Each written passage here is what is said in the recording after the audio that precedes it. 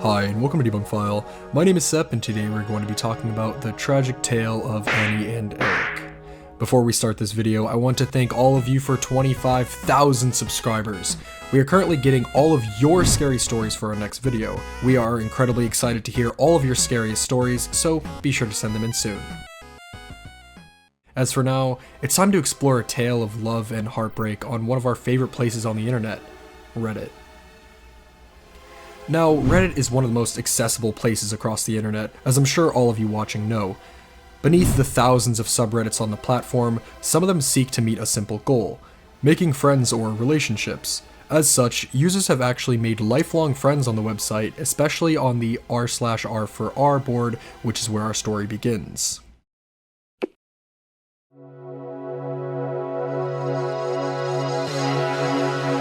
New chat channel for Annie and Eric. I can't wait for a second life where we meet first and are all there for each other. I'm doing my best.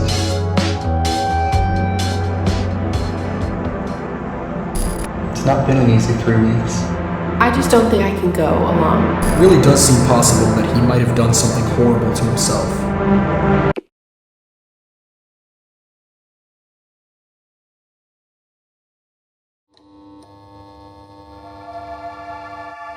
It all started one day with a post on the aforementioned r/r for r board, where Eric created a post stating that he would like to create a get-together where he could get multiple people some pizza and hang out.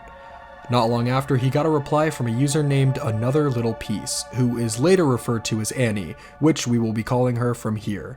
Annie loves the idea, but unfortunately she doesn't live close enough to actually be a part of it. Despite this, she thinks that Eric and her would get along, in her own words. I think sometimes it would be nice to talk platonically about mutually interesting topics with someone here, and more than just a comment or two. The two things of note here is that she specifically mentions them being strictly platonic, and to not use the Reddit personal messages. Annie's next message was explaining the reason why she doesn't want a personal message back and forth, and it's the fact that she has a significant other and would rather just talk throughout the day on Reddit threads. Eric acknowledges Annie's significant other and proposes the idea of branches, or threads that get lost, where they would reply to each other a ton on until they get archived, which would prompt them to create a huge new branch. It's important to note that the first time they met, they talked on this original thread for a little while, and it has a lot of replies. But in comparison to other branches we will discuss, it's minuscule. Most of their conversations also have pretty long replies as well, which is another constant throughout their relationship.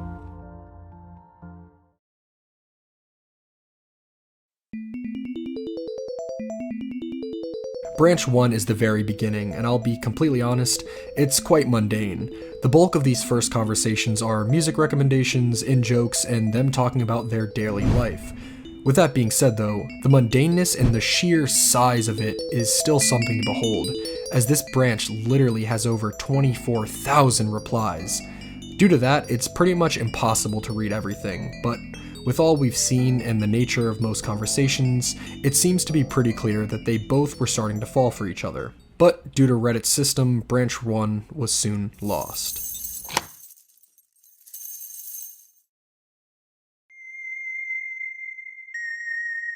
New chat channel for Annie and Eric.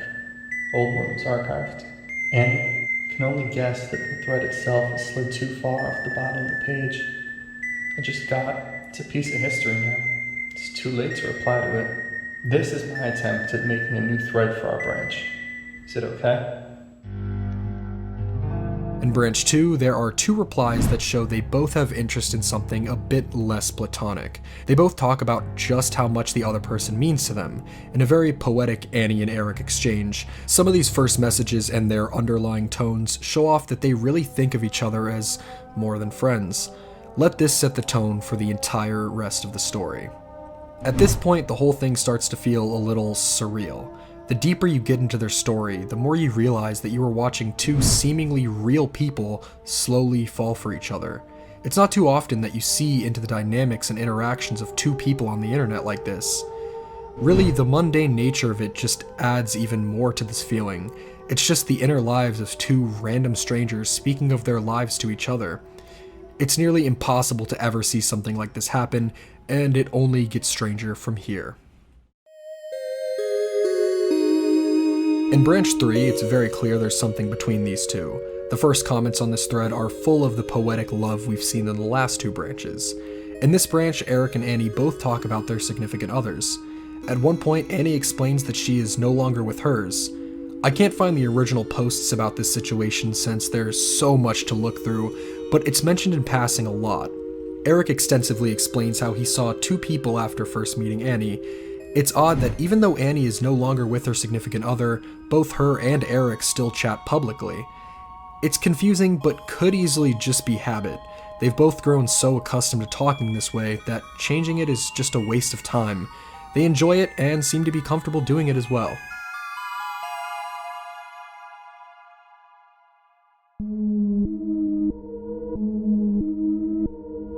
In what would be the final branch, things were looking good for Eric and Annie throughout this time. Conversations went as they always did. There was still that sense of similarity and poetic bonding that we have grown so accustomed to seeing. But one day, Annie sends a long message completely out of left field about how she can't do this anymore. It's strange and comes out of nowhere, but her intentions seem clear. For me, I just don't think I can go along, or whatever's the right word. Eric is obviously upset and doing his best to fix it in any way he can. Annie brings up that I was able to get to a point where I could not go into a pit when other women were brought up, but I was only able to do that when I held the nice things you said about me at arm's length so that I didn't let them in. That way, when the topic of other women came up, I wasn't hurting myself because I wasn't holding your words close to me at the time. Eric bargains with Annie to stay and how he will limit himself when speaking of women so she won't have to be jealous. But Annie wants their relationship to be completely transparent. But that would mean she could potentially get hurt by hearing another woman's name. Annie is still clear and shows no sign of budging. Really, she's hurt just as much as he is, and these last few goodbyes are extremely sorrowful. In one of Annie's last messages, she mentions, I can't wait for a second life where we meet first and are all for each other. That would be my past, the universe joy. Which is one of the most upsetting things I have ever read. The whole concept of the second life was actually a very common theme with them.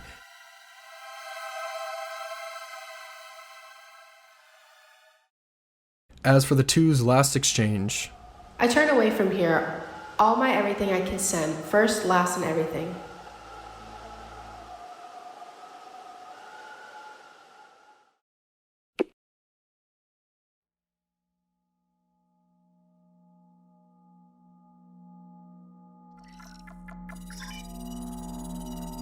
The story of Eric and Annie does unfortunately end here, but in Eric's story, this is only the beginning. He returns 4 days later with something that reminds him of Annie. 3 weeks later, he returns again. I turn away from here. The hardest words I've ever heard. It's not been an easy 3 weeks. The world isn't vibrant. I'm always barely hanging on. I've just done my work, done my preparing for the Orlando trip. I leave after work tomorrow. I'm running the tracker on this trip. I started doing it for you, so I don't know what else to do but link the trip here. I'll miss you every day of this life. At this point, Eric starts to return almost every day and replies to himself in hopes she'll return. Some of the posts are things that remind him of her, but some of them are like he's actually having a conversation with Annie without her even being there.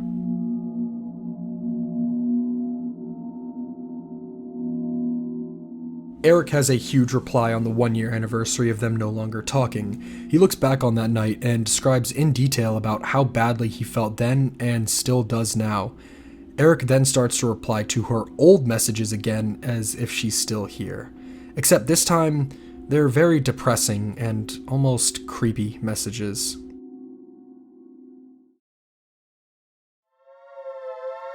Eric makes the final branch for him and Annie despite her still being very much gone. Eric's final message ever read, Hello, my best. A couple hours left of Pizza Post Day. My time to write messages in your direction's coming to an end. It's pretty hard to face. But I've needed to face it for more than 2 years, eh? I'm on the claim of false trip again, just like I was at one point during your being on the opportunity trip off the continent. I wrote to you every day during that one. This trip ends the day this branch thread turns 6 months and is locked. Maybe I'll just write on each of these final days. You know what it was like at the end. The prospect of not even having this stupid outlet for missing our days on the branch isn't very easy to face. It's a bit of a duh statement, isn't it? Were it easy, then I would have never written once after you turned away. Oh well. This life's been a bit of a mess, no reason to think anything would work out okay. And as for this sad yet disturbing tale, this is our endpoint. Eric's final post was over 3 years ago now, and since that happened, this whole thing has received a solid amount of attention on Reddit as being one of the most disturbing yet sad things on the entire platform. It's easy to see how people became so fascinated in this mystery, but being a mystery, there are also a number of questions needing answers, so we're going to attempt to answer a few of these burning questions.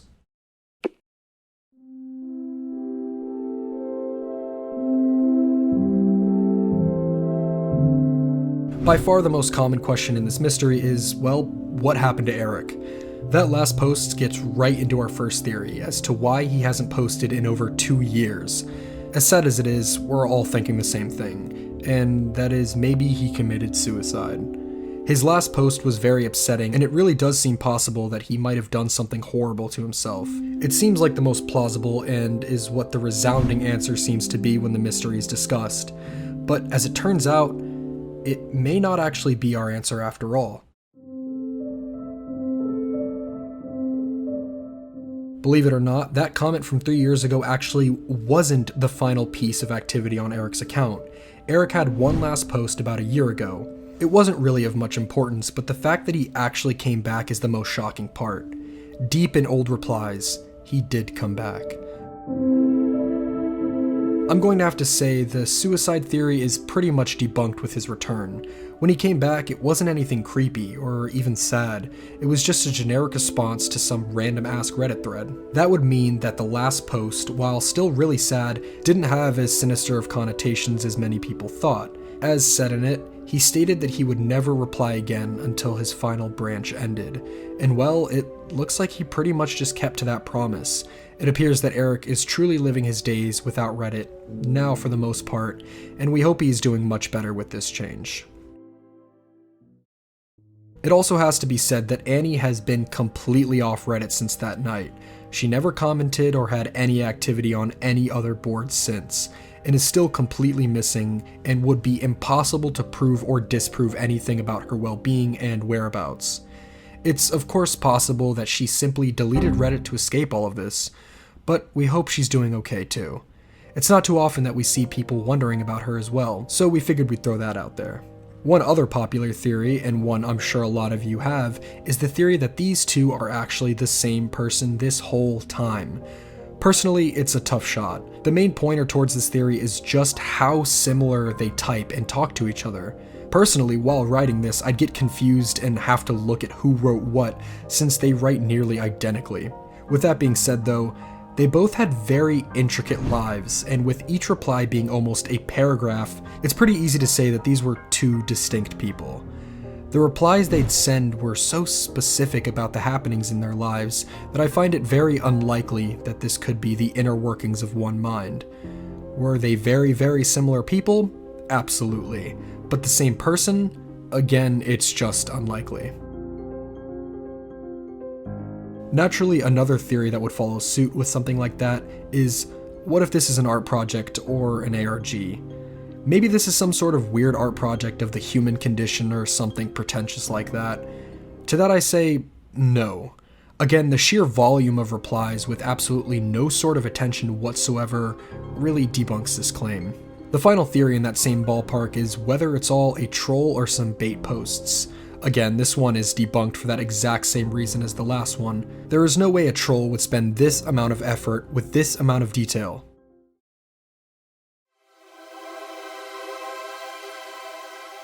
Really though, those are all the main questions regarding this mystery.